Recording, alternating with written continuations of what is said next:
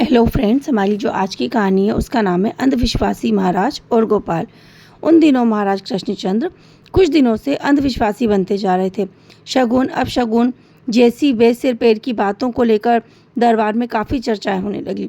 ऐसे अवसरों पर गोपाल की चुप्पी महाराज को काफ़ी खटकने लगी। इन दिनों महाराज इस कारण महाराज गोपाल से उखड़े उखड़े रहने लगे थे। इस अवसर पर मंत्री अपनी मूर्खतापूर्ण बातों से महाराज के दिल बहलाने के लिए कोई कमी नहीं छोड़ता, जबकि कभी कभी गोपाल उन बातों का खंडन भी करता। एक रात राजमहल में रात भर यात्रा गान का होने के कारण रात में अंतिम प्रहर को सारे सभासद और अन्य कर्मचारी दरबार में अतिथिशाला में ही सो गए। प्रातःकाल गोपाल नियमानुसार 5 बजते ही नदी में स्नान करने के लिए चला गया।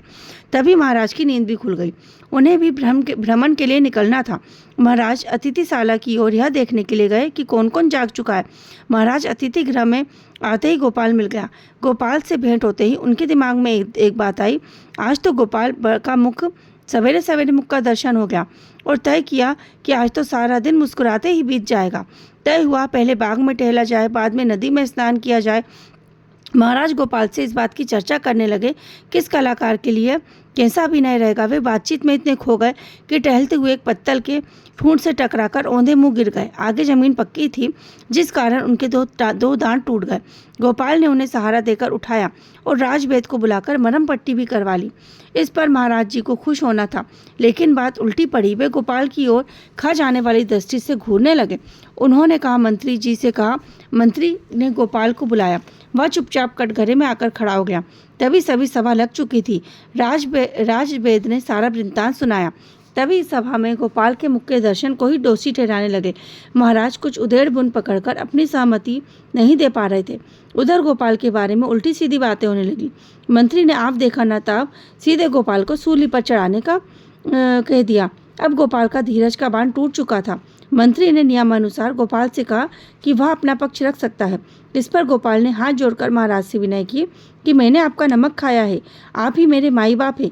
मैं आपके सामने कभी उठाकर बात नहीं कर सकता, लेकिन आज आपको चैसा कहने से अपने आप को रोक नहीं पा रहा हूँ।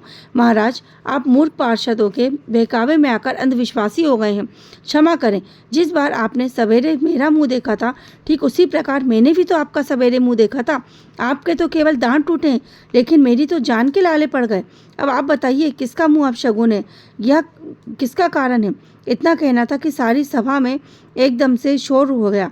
महाराज को अपनी गलती का अनुभव हो गया और उन्होंने फिर कभी ऐसी बात नहीं की और अपनी मंत्रियों के बहकावे में भी ना आने की शपथ ली। तो देखा आपने अंधविश्वासी होने से क्या होता है।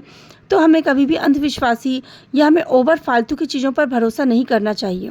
हमें अपने कर्मों पर भरोसा रखना चाहिए। राधे राधे।